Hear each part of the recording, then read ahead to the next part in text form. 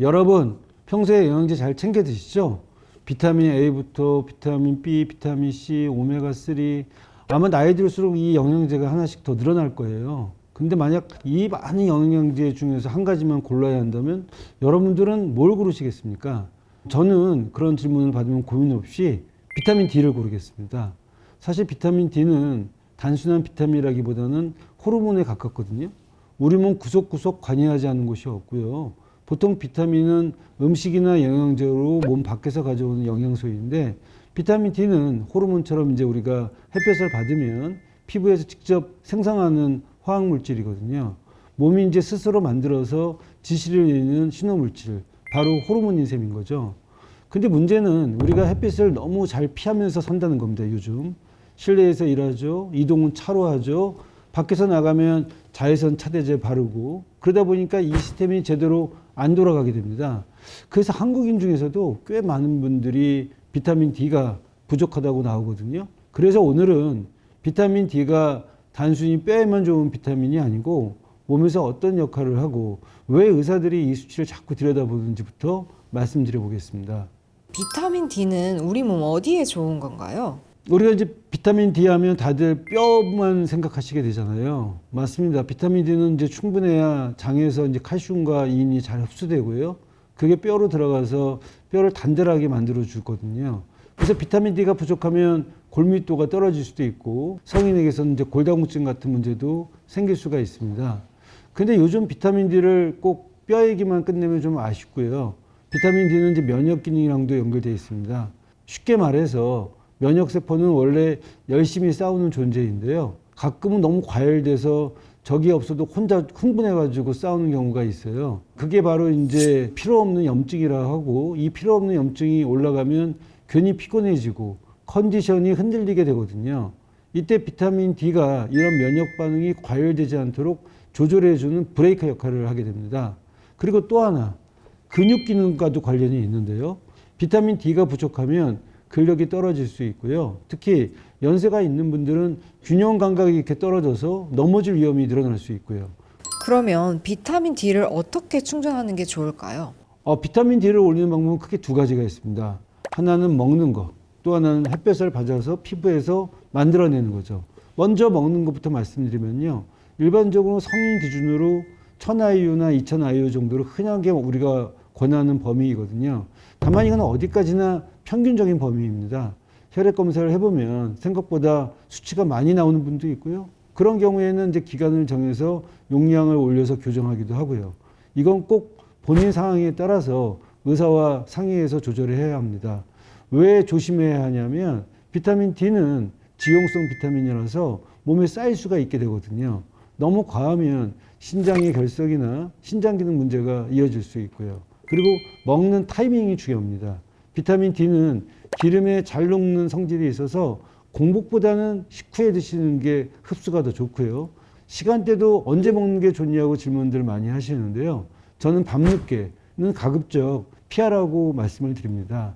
비타민 D가 무조건 잠을 방해한다고 단정할 수는 없지만 예민한 분들 중에서는 비타민 D 먹고 잠이 얕아진 느낌이라고 말하는 경우도 있거든요. 그런 분들은 비타민 D를 아침이나 점심 식후에 루틴으로 고정하는 것이 안전합니다. 그리고 정말 많이들 하는 실수가 하나 있는데요. 어제 내가 비타민 D 까먹었으니까 오늘은 2개 먹어야지 하는 건데요. 절대 그러시면 안 됩니다. 오늘 못 먹었다면 그냥 내일 평소대로 드세요. 규칙적으로 일정하게 먹는 게 핵심입니다. 이제 햇빛을 받아서 비타민 D를 만드는 방법도 알려드리겠습니다. 비타민 D는 원래 주 생성 공장이 피부입니다. 정확히는 자외선을 받아야 비타민 D가 만들어지죠. 이상적인 방법은 낮 시간대에 짧게 자주 이렇게 햇볕에 노출되는 겁니다. 하지만 이제 피부의 타입에 따라서 또 계절, 지역에 따라서 좀 차이가 있고요. 그럼 여기서 선크림 바르는 곳에 비타민 D 못 만드나요? 라고 물어보시는 분 계시는데 원리는 맞습니다. 선크림은 이제 자외선 중에서 자외선 B, 그러니까 UVB를 막으니까 비타민 D 합성을 줄일 수 있거든요. 그런데 현실에서는 누가 선크림을 완벽하게 두껍게 꼼꼼히 바르는 경우는 많지 않아서 실제로 혈중에서 비타민 D 생성이 완전히 막힌다고 보기는 어렵거든요. 그래서 저는 환자분들께 햇빛은 보너스고 기본은 이제 비타민 D를 섭취하라고 설명을 합니다. 햇볕이 계절마다 효과가 다를까요? 겨울에도 해는 뜨는데 왜 문제가 되는 걸까요? 맞습니다. 겨울에도 햇빛은 분명히 있죠. 근데 핵심은 밝기가 아니라 비타민 D를 만드는 데 필요한 조건입니다. 비타민 D 합성에는 중요한 건 자외선 B, 그러니까 UVB가 중요하거든요. 근데 겨울에는 태양의 고도가 낮아지면서 UVB가 대기를 통과하는 과정이 이제 길이가 길어집니다. 눈으로 보기에는 햇볕이 밝아 보여도 실제로 피부에 도달해서 비타민 D를 만들게 하는 UVB는 훨씬 줄어드는 거죠. 게다가 현실적인 문제도 있습니다. 겨울에는 왜 추우니까 옷을 두껍게 입잖아요. 저 매일 출근하는데요 하셔도 사실은 얼굴만 잠깐 햇볕 보는 경우가 많고요. 팔이나 다리처럼 이제 면적이 넓은 부위에는 햇볕을 받아야만 이제 비타민 D가 합성에 유리한데 겨울에는 그게 어려운 거죠. 여기서 비타민 D가 만들어지는 과정을 쉽게 설명드리면 우리 피부 안에는 비타민 D를 만들 수 있는 재료가 원래 있고요. 여기에 UVB가 스위치를 켜줘야 첫 단계가 시작됩니다. 스위치가 켜지면 우리 몸의 체온으로 몇 시간에 걸쳐 천천히 완성되는 거거든요. 그래서 만들어진 비타민 D는 혈액을 타고 가서 간에서 한번 정리가 되고요. 필요하면 신장에서 최종 가공을 해서 이제 뼈나 근육, 면역 세포 같은 곳에서 쓰이게 되는 거거든요. 그러니까 겨울에는 UVB도 약하고 옷 때문에 피부도 안 만들고 그러니까 이 시작 스위치 자체가 잘 안 켜졌다라고 보시면 됩니다. 그러면 꼭 따라오는 질문이 하나 있습니다. 햇볕을 많이 보면 비타민 D를 따로 안 먹어도 되나요? 이론적으로 가능합니다. 야외 활동이 많고 피부 노출이 충분하면요. 근데 현실은 옷이나 실내 생활, 자외선 차단제 등 개인차가 있어서 햇빛만으로 꾸준히 충분한 수치를 유지하는 게 생각보다 쉽지는 않습니다. 그러면 영양제 효과는 확실한지 궁금하실 텐데요. 실제로 비타민 D가 부족한 성인에게서 같은 기간을 비교했을 때 경구 비타민 D3를 8주간 주 1회 5만 IU 정도 먹었던 사람이 혈중 수치가 평균 323 나노그램 퍼 밀리리터 올라서 최종 427 나노그램 퍼 밀리리터 정도, UVB 치료를 받은 군도 훨씬 올라가긴 했지만 평균 14 나노그램 퍼 밀리리터 올라가서 최종 27 나노그램 퍼 밀리리터 수준이었거든요. 같은 기간에 경구 복용 쪽에 더 많이 이 비타민 D를 올린 셈이죠. 그럼 햇볕을 쬐는 게 혈당 관리에도 도움이 될까요? 네, 혈당을 바로 떨어뜨린다기보다는 혈당을 덜 올리게, 덜 흔들리게 만드는 환경을 만들어주는데 비타민 D가 도움이 될 수 있습니다. 당뇨병이 음식만으로 결정되지 않는다는 것은 이제 다들 알고 계실 것 같은데요. 당뇨는 수면, 스트레스, 활동량, 호르몬 리듬이 다 얽혀 있거든요. 그 중에서 햇볕은 몸의 리듬을 맞추는 쪽에 도움이 됩니다.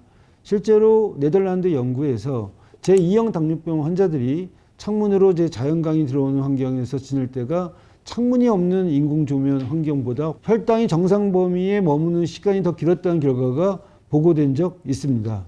다만 비타민 D만 올린다고 당뇨병이 해결되지는 않습니다. 그래서 저는 비타민 D3를 혈당을 내리는 약이라기보다는 당뇨 관리에서 기본 컨디션의 바닥을 받쳐주는 요소, 이 정도로 설명드리는 편입니다. 그러면 햇볕을 어떻게 쬐는 게 좋을까요? 원칙은 간단합니다. 햇볕은 한 번의 길게가 아니라 짧게, 자주가 정답입니다. 시간대는 피부가 편한 시간으로 잡으시고요. 여름 한낮처럼 따가운 시간은 피하는 게 좋고요. 그리고 노출은 최소로도 충분하거든요. 얼굴에만 집착할 필요 없고요. 팔 정도만 잠깐 노출해도 의미가 있습니다. 그리고 흐린 날에도 나가시는 게 좋습니다. 비타민 D 합성은 맑은 날보다 떨어질 수 있지만 밝은 빛 자체가 하루 리듬을 잡는데 도움이 될 수 있거든요. 다만 이건 꼭 기억하셔야 됩니다. 햇볕을 쬐고 피부가 따갑고 화끈거리고 붉어지기 시작하면 이건 너무 과한 거거든요. 또 햇볕을 쬐고 나서 기운이 쪽 빠지고 어지럽고 녹초가 된다. 이러면 그 방식은 내 몸에 맞지 않는 거거든요. 특히 당뇨병이 있는 분들은 몸에 스트레스가 걸리면 스트레스 호르몬이 올라가서 혈당이 오히려 튈 수가 있습니다. 햇볕은 받고 나서 컨디션이 좋아지는 쪽이어야 되지 참고 버티는 숙제가 되면 안 되거든요. 그리고 피부가 너무 약해서 잘 타는 분, 고령자, 합병증 때문에 야외 활동이 어렵거나 위험한 분들은 햇볕을 무리하게 해결하지 마시고 혈액 검사로 상태 확인한 다음에 오히려 햇볕보다는 비타민 D 섭취로 보완하는 게 더 안전합니다. 햇볕은 어디까지나 도구이고요. 내 몸에 맞게 쓰는 것이 최우선입니다. 비타민 D를 보충하려면 오늘 이야기 중에 딱 3가지만 기억하십시오.